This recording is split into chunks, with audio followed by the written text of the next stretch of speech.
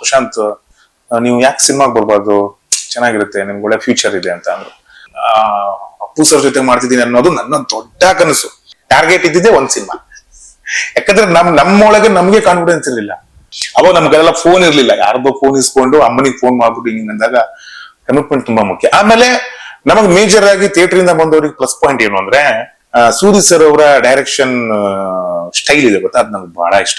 ಇಲ್ಲಿ ಶೋಕಿಗಾಗಿ ಅಥವಾ ಇನ್ನೇನೋ ಸಿಗುತ್ತೆ ಅಂತ ಬಂದ್ರಲ್ಲ, ಬೆಸ್ಟ್ ಪ್ಲಾನ್ ಮಾಡಿದ್ರಿ. ಅದಾಗಿಲ್ಲ ಅಂದ್ರೆ ನೋವಾಗುತ್ತೆ. ಅದಕ್ಕೆ ಅದು ಹಂಗ್ ಪ್ಲಾನೇ ಮಾಡೋದ್ ಬೇಡ, ಹೆಂಗಾಗುತ್ತೆ ಹಂಗ ಹೋಗ್ಲಿ, ನೀರಿನ ತರ ಹರಿಲಿ ಅಂತಾನೆ ಹೇಳ್ತಾರೆ. ಕಿಣಿ ಕಿಣಿ ನಾಯ್ ಕಿಣಿ ಜಾಡಾಚೆ ಜಾಂಬಳ ಎಚುನು ಕಾವ ಜಾಂಬಳ ಬಗುನು ಕಾವ ತಾನ